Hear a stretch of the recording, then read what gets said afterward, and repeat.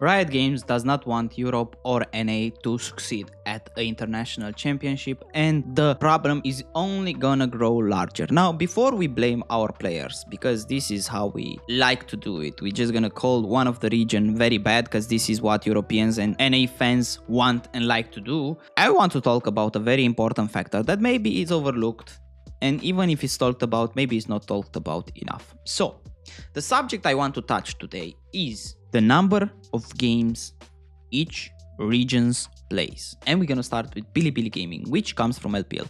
Now, let's see how many games did Bilibili played this year. So, in 2025, Bilibili played 172 games, which is a lot, but maybe you don't understand the scope of it until you see the rest of the regions. So let's go over to T1, which is LCK. In T1, we have 145 games, but you need to remember they still have Worlds. They're gonna go into Worlds as a 4th seed, which means they're gonna play a lot of games this year as well. They are playing insane amount of games, usually because they participate in a lot of tournaments. So yes, okay, they are gonna go to 170 probably this year as well. But again, Bilibili 172 games, insane amount of games. T1 145 games. Okay, games of course may vary depending on how much do you play in a best of 3, how much do you play in a best of 5, given that if you go to 5 games, a lot of times games will add up pretty quickly. But as you can see, LCK and LPL are doing 130, 140, 170 games per year in the upper echelon of the teams. Usually you can even compare years, like if you see the last years, of course Bilibili started to be a successful teams for like 3 years now, and you're gonna see like they are putting a lot of games in. T1, it's always T1, they are always putting a lot of games in. Team Vitality. Now, why did I choose Team Vitality? I choose Team Vitality for being a middle of the table team in Europe. And I'm gonna compare it with a middle of the table team in LCK. So, how many games do you think Vitality played this year? Well, as you can see on the screen, 52 games. 52 games, which in the summer were 17 games in total. So, for example, let's think about Flashy. Maybe Flashy is the next carrier. This guy got 17 games. Let's say next year Vitality does kind of the same. He's gonna get like 50 more games, if he even is in Vitality. So in total, he got in like one split and a full year like 60 games, 70 games of training. While if you are playing in BLG, if you are playing in T1, Keria just got like in 2 years like 300 something practice games, while Flashy has 70. It's okay. It's just 6 times more practice. But hey, this is only because T1 has so many games. So let's see DRX, 97 games. So double. As you can see in 2024, double. As you can see in 2023, double.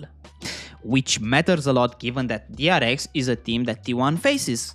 They are playing against it. So the amount of practice the players get, of course, reflects in the team they play against as well.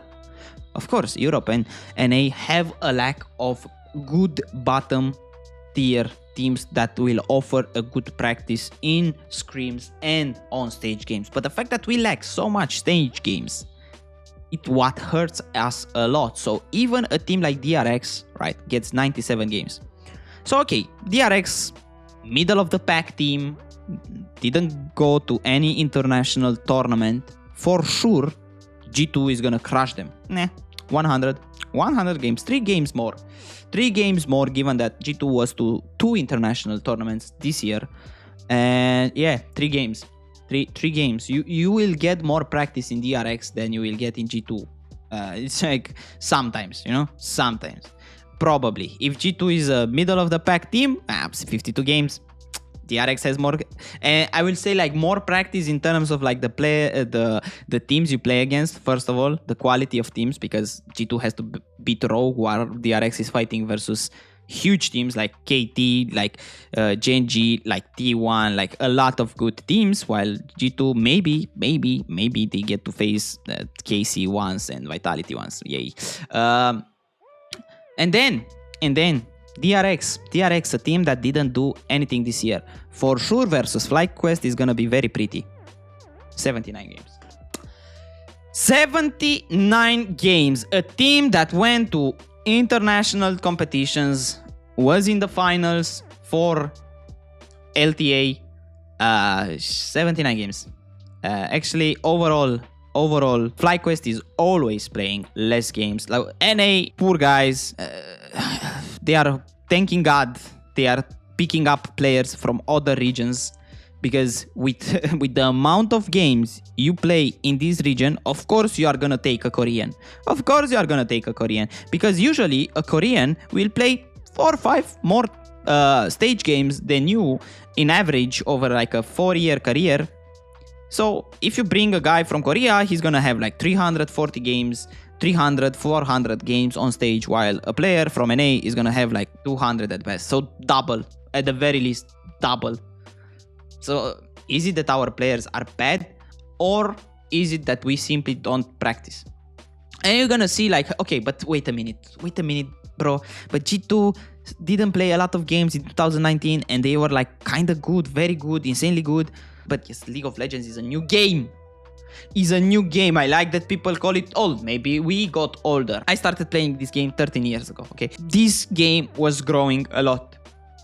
You still had room for a lot of creativity. I think like everybody can approve the game evolved a lot. And after a certain point, maybe 2-3 years ago, it felt like the game kind of got a little bit resolved. It's a little bit more classic. It's a little bit about finesse, about the good stuff. Sure, metas evolves, champions roll in and out, but it feels like it's a little bit solved for the moment. And there is not much more room for creativity. And when you take out creativity, which was an advantage a lot of times for EU, for NA, like if I think how TL beat IG in that semifinals at MSI, of course, IG fumbled the bag, but still I think it was very creative on how that TL beat IG. But the amount of games adds up over the years. So a guy who plays in G2, even Caps at its finest, will have like, let's just round it out to like we go 100, even though in 2021 they played 58 games, right? So 100, 200, 300, 400, 500, 600 games. 600 games since 2019. Caps. You get that in 4 years in T1. Hell, you get that even faster in Bilibili. 4 years. So Caps lost 2 years of practice compared to Faker. And Caps is gonna practice against new players that come to LEC. So it adds in. Who do you practice against? How much experience do they have? How many times they went through situation? Because a lot of people will tell you about practice is very bad, that we don't have like a stop button when something bad happens in a team fight and you get to re-practice it. Well, of course we don't have that, but if you went through that situation 300, 400 more times on stage than your opponent, I don't know, man, kind of seems like a very valuable information treasure to me. It's pretty simple. They simply have more experience and it's not gonna stop. It's not like everyone who's experienced in LCK and in LPL will just retire all of a sudden together. No, you will still have all guys who get more practice and more practice and more practice, training the new guys who again get more practice and more practice and more practice. While when we actually lose a veteran in NA and EU, it's horrible. Because that player had 400 games. For a new player to get those 400 games back, he needs to play for like 10 years. Usually the career doesn't even last that long. Because if you have like a bad team in the start, you get 40 games in, 50 games in, maybe. Next year, maybe you get 60. Maybe in 3 years, you make a final, you get 70 games, 80 games. But it barely adds up for many players playing 1 year in LEC. These players, if you get to play for Bilibili for 1 year, is as if you get to play for G2 for 3. It's not fair. I'm sorry, this is actually not fair. I will call it unfair for a healthy competition for the disparity to be this big.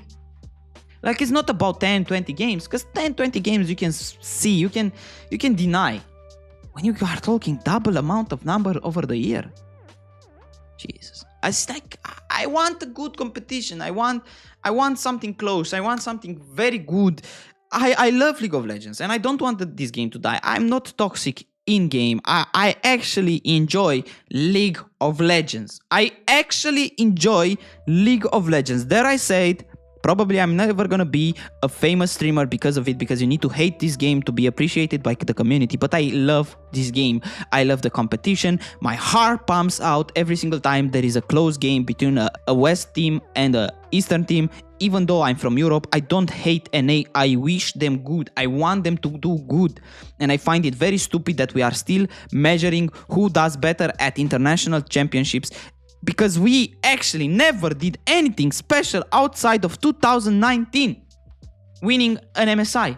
Because again, Europe went farther away than NA in most tournaments in the history of League of Legends. It's nothing special for me because I want them to be winners. Like, how hype will it be for us to face in the World Finals? There I can have the banter. There I can have the fun.